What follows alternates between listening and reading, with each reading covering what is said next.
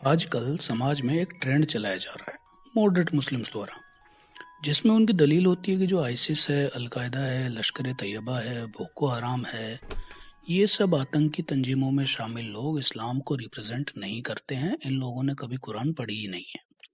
طارق فتح صاحب، عارف اجاکیہ صاحب جیسے سینکڑوں مسلمان ہیں جو کہتے ہیں کہ اللہ کا اسلام اور ملا کا اسلام دو الگ الگ چیزیں ہیں، اور وہ قرآن کو پاک صاف بتا کے نکل جاتے ہیں۔ آج ہم اسی طرح کے مسلم پروپیگنڈا کو دیکھیں گے جس میں وہ سارا ٹھیکرا ملے مولیوں کے سر پہ پھوڑ دیتے ہیں اور قرآن کو کلا ملا ثابت کرنا چاہتے ہیں۔ تو چلیے شروع کرتے ہیں سب سے پہلے مسلمانوں دوارا سب سے پرچلت آیت سے۔ جب بھی کوئی ویکتی قرآن کو آتنک کی جڑ بتاتا ہے تو مسلمان قرآن کا سورہ 5 آیت 32 کا ریفرنس دیتے ہیں، جس میں کہا گیا ہے کہ جس نے بھی فساد پھیلانے والے کے علاوہ کسی نردوش کا قتل کیا تو مانو اس نے پوری انسانیت کا قتل کر دیا۔ اس آیت کا خوب پرچار پرسار کیا جاتا ہے اور کچھ بولے والے ہندو بھی اس آیت کو مان لیتے ہیں، لیکن وہ یہ نہیں سوچتے کہ فساد پھیلانے والا کسے کہا گیا ہے۔ اس آیت سے جسٹ آگے والی آیت یعنی سورہ 5 آیت 33 وہ کہتی ہے جو اللہ کو نہیں مانتے ہیں اور رسول سے لڑتے ہیں وہ دھرتی پر فساد پھیلاتے ہیں، اور ان کا ایک ہی علاج ہے کہ ان کا قتل کر دیا جائے، سولی پہ چڑھا دیا جائے اور ان کے ہاتھ پاؤں وپریت دشا میں کاٹ دیے جائیں۔ یعنی آپ تب تک نردوش نہیں ہیں جب تک آپ اسلام قبول نہیں کر لیتے ہیں۔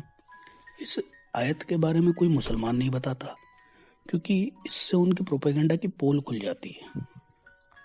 اس کے علاوہ ایک اور آیت کو خوب اسپریڈ کیا جاتا ہے جس میں کہا گیا ہے کہ تمہارے لیے تمہارا دن اور میرے لیے میرا دن، لیکن اس آیت کا کنٹیکسٹ کوئی بھی مسلمان نہیں بتاتا ہے۔ یہ آیت محمد صاحب پہ تب نازل ہوئی تھی جب مورتی پوجک قریش قبیلے کے لوگ محمد صاحب سے ملنے گئے اور انہیں کہا کہ محمد صاحب ہمیں ایک دوسرے سے نہیں لڑنا چاہیے، ہمیں جھگڑا نہیں کرنا چاہیے، ایک کام کرتے ہیں 1 سال تک ہم تمہارے دین اسلام کو فالو کرتے ہیں اور 1 سال تک تم ہمارے دھرم کو فالو کرو۔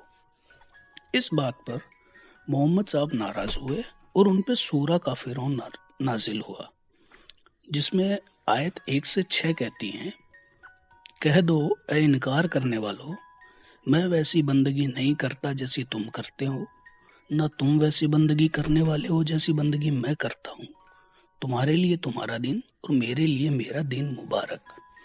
یعنی جو آیت انٹالرنس کی انتہا ہے، اس آیت کو بنا کسی ترجمے کے، بنا کسی کنٹیکسٹ کے سنا کے قرآن کو پاک صاف بتا دیا جاتا ہے۔